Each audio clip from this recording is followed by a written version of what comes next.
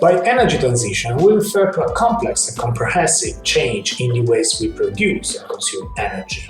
This change is characterized by the gradual substitution of fossil sources with renewable sources, but it is a complex process whose challenges are far beyond the mere technological aspects.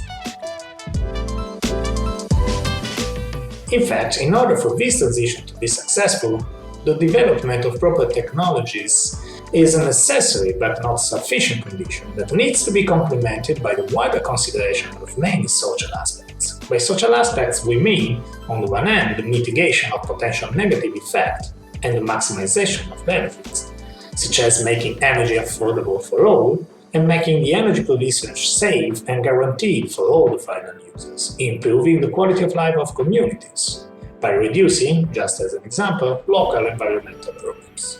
On the other hand, by social aspects, we mean the empowerment of social actors and citizens in particular, that have to be considered as the crucial performers of the transition itself. This empowerment can be reached by increasing the engagement of citizens, in particular in shaping the process through their participation in the decision-making, and their shift from being just passive consumers to be informed consumers and active producers, to become, in a way, the so-called prosumers.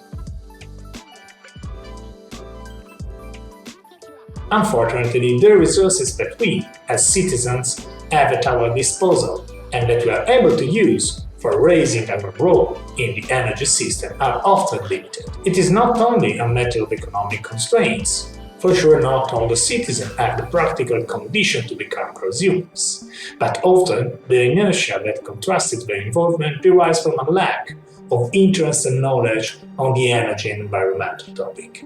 In one word, it's often too much effort to be carried on our individual shoulder as citizens. The solution to overcome the individual limits is to foster the cooperation among citizens in order to join resources and make affordable for a larger group of people to become, in some way, active actor in the energy system.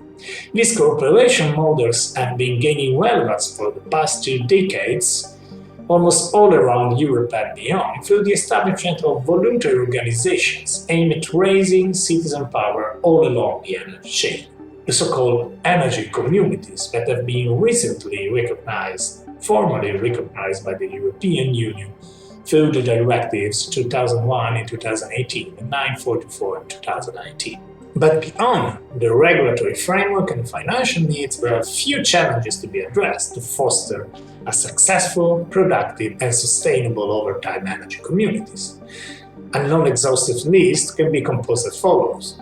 First of all, the initial recruitment of members that should be properly motivated beyond the economic incentives that are not that much relevant often. The maintenance of the community itself over time through a continuous engagement of the members. Then the balance of the different needs, resources and energy practices and lifestyle. The definition of proper scheme of incentives that could contribute to satisfy members' expectations. The identification of proper rules for the governance of the community that allow the members to feel part of a collective and have a word in its management. All challenges that in one statement can be summarized as follows. The incremental evolution of the collective from being a group of citizens and consumers to be an actual community. In the eCREW project, we tried to address all these challenges through the development of a dedicated collective action plan. A deep analysis of collective dynamics and criticalities aimed at providing general guidance to launch and maintain an energy community.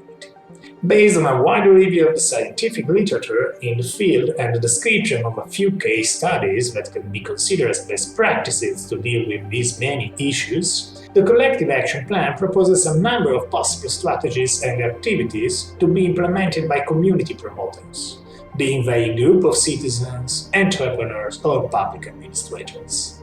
Therefore, if you are interested in promoting the collective shift in the energy transition, please have a look to our Collective Action Plan and feel free to contact us for any doubt or additional info you may need.